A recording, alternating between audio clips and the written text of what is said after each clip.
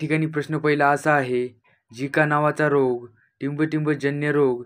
तर या प्रश्नाचं उत्तर आहे ऑप्शन क्रमांक 3 विषाणूजन्य रोग. प्रश्न क्रमांक दुसरा, कोणाच्या 125व्या स्मृती वर्षानिमित्त शासनाने नवीन जीवनदायी आरोग्य योजना सुरू केली आहे? तर या प्रश्नाचं उत्तर आहे ऑप्शन क्रमांक 1 महात्मा ज्योतिराव फुले यांच्या 125व्या स्मृती वर्षानिमित्त शासनाने नवीन जीवनदायी आरोग्य योजना सुरू केली आहे. प्रश्न क्रमांक तिसरा, 49वी GST सभा कोठे झाली? तर या प्रश्नाचं उत्तर आहे ऑप्शन क्रमांक 4 दिल्ली या ठिकाणी 49वी GST सभा झाली. प्रश्न क्रमांक चौथा, शरीराच्या कोणत्या अवयवामध्ये लाल पेशी तयार होतात? तर या प्रश्नाचं उत्तर आहे ऑप्शन क्रमांक 3 अस्थिमज्जा या शरीराच्या भागामध्ये लाल पेशी तयार होतात. प्रश्न क्रमांक 5वा, मीराबाई चानू या कोणत्या खेळाशी संबंधित आहेत? तर या प्रश्नाचं उत्तर आहे ऑप्शन क्रमांक 4 वेटलिफ्टिंग या खेळाशी संबंधित आहेत. प्रश्न क्रमांक 6वा, इस्रोचे नवीन प्रमुख म्हणून कोणाची नियुक्ती करण्यात आली आहे? तर या प्रश्नाचं उत्तर आहे ऑप्शन क्रमांक 3 एस सोमनाथ यांची इस्रोचे नवीन प्रमुख म्हणून नियुक्ती झाली आहे. प्रश्न क्रमांक 7वा, 49वी GST परिषद कोणाच्या अध्यक्षतेखाली पार पडली? तर या प्रश्नाचं उत्तर आहे ऑप्शन क्रमांक 1 निर्मला सीतारामन यांच्या अध्यक्षतेखाली पार पडली. प्रश्न क्रमांक 8वा, जलसंधारणात सर्वोत्तम राज्याचा दर्जा कोणत्या राज्याला मिळाला आहे? तर या प्रश्नाचं उत्तर आहे ऑप्शन क्रमांक 2 उत्तर प्रदेश या राज्याला जलसंधारणात सर्वोत्तम राज्याचा दर्जा मिळाला आहे. प्रश्न क्रमांक 9वा, रतन टाटा यांच्या बायोग्राफीचे लिखाण कोणी केले आहे? तर या प्रश्नाचं उत्तर आहे ऑप्शन क्रमांक 1 थॉमस मॅथ्यू यांनी रतन टाटा यांच्या बायोग्राफीचे लिखाण केले आहे. प्रश्न क्रमांक 10वा, महाराष्ट्र राज्याचे नवीन राज्यपाल रमेश बैस यांना कोणी शपथ दिली? तर या प्रश्नाचं उत्तर आहे ऑप्शन क्रमांक 1 न्यायमूर्ती संजय गंगापूरवाला यांनी महाराष्ट्र राज्याचे नवीन राज्यपाल रमेश बैस यांना शपथ दिली. प्रश्न क्रमांक 11वा, ग्लुकोमिया हा रोग खालीलपैकी कोणत्या अवयवास होतो?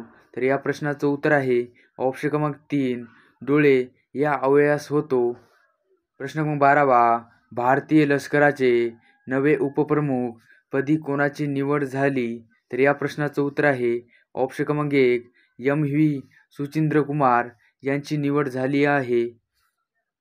प्रश्न क्रमांक 13वा, क्रिकेटच्या महिला प्रीमियर लीगच्या RCB च्या संघाच्या कर्णधारपदी कोणाची निवड झाली? तर या प्रश्नाचं उत्तर आहे ऑप्शन क्रमांक 2 स्मृती मंधाना यांची निवड झाली आहे. प्रश्न क्रमांक 14वा, जल मेट्रो प्रकल्प असलेले भारतातील पहिले शहर कोणते ठरले? तर या प्रश्नाचं उत्तर आहे ऑप्शन क्रमांक 2 केरळ. कोची हे जल मेट्रो प्रकल्प असलेले भारतातील पहिले शहर ठरले आहे.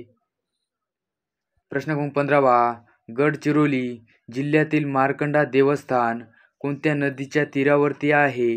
तर या प्रश्नाचं उत्तर आहे ऑप्शन क्रमांक 1 वैनगंगाच्या तीरावरती आहे.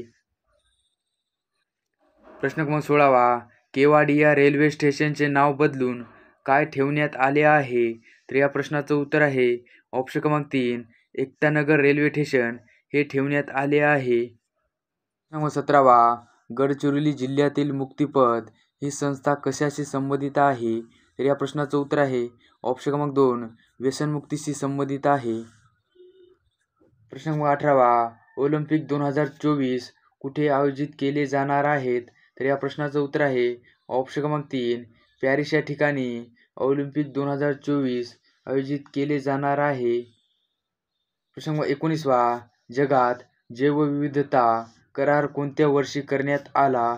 तर या प्रश्नाचं उत्तर आहे ऑप्शन क्रमांक 3 सन 1993 मध्ये जगात जैवविविधता करार करण्यात आला.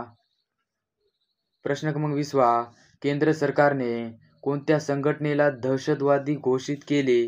तर या प्रश्नाचं उत्तर आहे ऑप्शन क्रमांक 4 खलिस्तानी टायगर फोर्स या संघटनेला दहशतवादी घोषित केले आहे. प्रश्न क्रमांक 21वा, दुसऱ्यांदा NCSC म्हणजे राष्ट्रीय अनुसूचित जाती आयोगाच्या अध्यक्षपदी कोणाची नियुक्ती करण्यात आली आहे? तर या प्रश्नाचं उत्तर आहे ऑप्शन क्रमांक 2 विजय सांपला यांची NCSC म्हणजे राष्ट्रीय अनुसूचित जाती जमाती आयोगाच्या अध्यक्षपदी नियुक्ती करण्यात आली आहे. प्रश्न क्रमांक 22 भारताचा नियंत्रक व महालेखापरीक्षक यांची नेमणूक कोण करतात? तर या प्रश्नाचं उत्तर आहे ऑप्शन क्रमांक 2 राष्ट्रपती हे भारताचा नियंत्रक व महालेखापरीक्षक यांची नेमणूक करतात.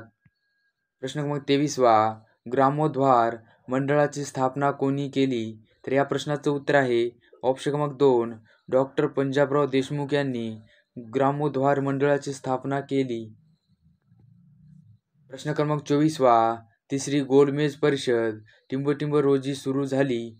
तर या प्रश्नाचं उत्तर आहे ऑप्शन क्रमांक 3 27 नोव्हेंबर सन 1932 मध्ये तिसरी गोलमेज परिषद सुरू झाली. प्रश्न क्रमांक 25 30 एप्रिल रोजी खालीलपैकी कोणता दिवस पाळण्यात येतो? तर या प्रश्नाचं उत्तर आहे ऑप्शन क्रमांक 3 जागतिक पशुवैद्यक दिन पाळण्यात येतो.